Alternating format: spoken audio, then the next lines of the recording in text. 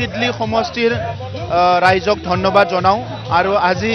আমাৰ নিৰ্মল কুমাৰ ব্ৰহ্ম ডাঙৰীয়া বিপুল ভোটত জয় হৈছে তেখেতক মই প্ৰাৰ্থী হিচাপে প্ৰথমতে কংগ্ৰেচুলেশ্যন জনাইছো আৰু বিশেষকৈ আমাৰ সিডলি সমষ্টিত বড়ো কোচ ৰাজবংশী মাইনৰিটি আদিবাসী গোৰ্খা সান্থালী সূত্ৰধৰ বিভিন্ন জনগোষ্ঠী আছে এই নিৰ্বাচনত সকলো জনগোষ্ঠীয়ে হিলদল ভাঙি ওলাই আহিছে আৰু সবে ভোটদান কৰিছে কেম্পিংৰ সময়ত সকলো আমাৰ লগত সহযোগ কৰিছে গতিকে সিডলিত বসবাস কৰা সকলো জাতি জনগোষ্ঠীক মই ধন্যবাদ জনাইছো আমাৰ লগত জাতীয় সংগঠন বিভিন্ন ছাত্ৰ সংগঠন ধৰ্মীয় অনুষ্ঠান সকলো ওলাই আহিছিলে মই তেখেত সকলোকে ধন্যবাদ জনাইছো আৰু পলমকে হলিও 4 বছৰৰ ভিতৰত সিডলি সমষ্টিৰ ৰাইজে এই মিত্ৰজোঁটৰ যিটো চৰকাৰ এইটো ভালকে বুজি পাইছে আৰু ইয়াৰ কাৰণে মই প্ৰথমতে ধন্যবাদ দিব বিচাৰো আমাৰ মুখ্যমন্ত্ৰী ডক্টৰ হিমন্ত বিশ্ব শৰ্মা ডাঙৰীয়াক তেখেতে আমাক অকল মাৰ্গদৰ্শন কৰিছে নেতৃত্ব দিছে এইটোৱে নহয় তেখেতে সিডলি সমষ্টিত ডাঙৰ ডাঙৰ আঁচনি দিছে আসাম মালাৰ নিচিনা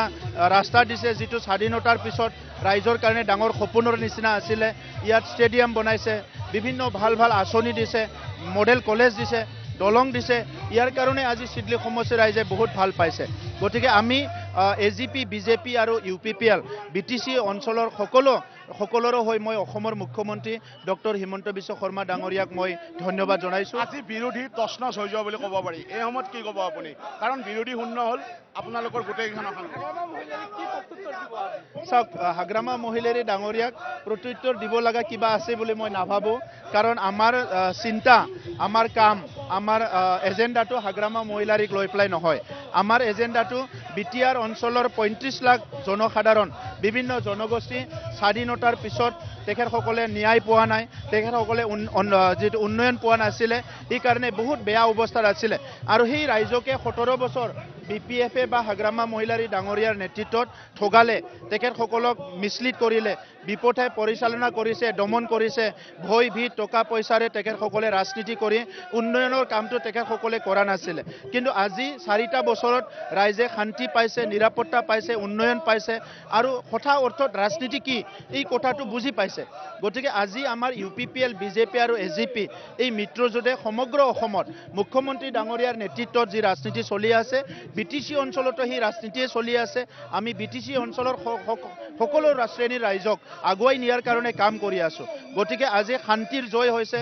সকলক নিৰাপত্তা প্ৰদান কৰিছে গণতন্ত্ৰৰ জয় হৈছে আৰু এই পৰিৱেশটোৱে বিটিসিৰ অনাগত নিৰ্বাচনবিলাকত যেতিয়াই নিৰ্বাচন আহিব এই পৰিৱেশটো দেখিবলৈ পাব বিৰোধীয়ে মিছা কথা কৈ মানুহক ভয় খুৱাই ভুৱা কথা কৈ পেলাই যিহেতু ৰাজনীতি কৰিছিলে তেখেতসকলক আৰু ৰাইজে কোনোদিন তেখেতসকলৰ কথা চিন্তা নকৰিব আৰু ইয়াৰ কাৰণে আমি দায়ী নহয় তেখেতসকলে দায়ী এই নিৰ্বাচনত আপোনালোকে চাওক আমি ৰাইজৰ ওচৰত গৈছো মৰম আৰু সন্মান লৈ আমি ৰাইজৰ ওচৰত গৈছো আঁচনি লৈ উন্নয়নৰ কথা লৈ তেখেতসকলে ৰাইজৰ ওচৰত গৈছে আমাক গালি পাৰিবলৈ তেখেতসকলে ৰাইজৰ ওচৰত গৈছে আমাৰ মিত্ৰজোঁটক তেখেতসকলে ক্ৰিটিচাইজ কৰিবলৈ ইমান আনপাৰ্লিমেণ্টাৰী কথাবিলাক কৈছে আনকনষ্টিটিউচনেল কথাবিলাক কৈ পেলাই বজাৰে সমাৰে গালি গালাজ কৰি পেলাই আমাক তেখেতসকলে কেম্পিং কৰিছে আৰু আজিৰ সভ্য সমাজে এইবিলাক ভাল নাপায় আজি গণতন্ত্ৰ হিচাপে গণতান্ত্ৰিকভাৱে ভাৰতবৰ্ষৰ ৰাইজে যথেষ্ট মেচিউৰ হৈছে গতিকে সেই মেচিউৰ সচেতন ৰাইজক আপুনি যদি মিছলিড কৰিব বিচাৰে কোনোদিন নোৱাৰিব মুখ্যমন্ত্ৰীৰ নেতৃত্বটো কেনেকুৱা বুলি ক'ব আপুনি চাওক আজি এইটো অসমত প্ৰমাণ হৈ গ'ল যে অসমৰ যিটো 5টা সিট আছে 5টাই বিজয় হৈ গ'ল গতিকে মুখ্যমন্ত্ৰী ডাঙৰীয়া প্ৰতিদ্বন্দ্বী ইয়াত নাই তেখেতৰ নেতৃত্ব সকলে একচেপ্ট কৰিছে স্বাধীনতাৰ পিছত এনেকা এজন মুখ্যমন্ত্ৰী পাইছে যি মুখ্যমন্ত্ৰীয়ে কৈছে যে অসমখন ভাৰতৰ ভিতৰত এখন উন্নত ৰাজ্য হ'ব লাগিব অসমৰ গাঁৱে ভূঞে ভাল আন্তৰ্গাঁথনি হ'ব লাগিব অসমৰ প্ৰত্যেকজন মানুহে সহজভাৱে জীয়াই থকাৰ কাৰণে এটা পৰিৱেশ পাব লাগিব এই উদ্দেশ্য লৈ পেলাই আজি মুখ্যমন্ত্ৰী ডাঙৰীয়াই কাম কৰিছে ইটো অসমৰ সকলো জাতি জনগোষ্ঠী সকলো অঞ্চলৰ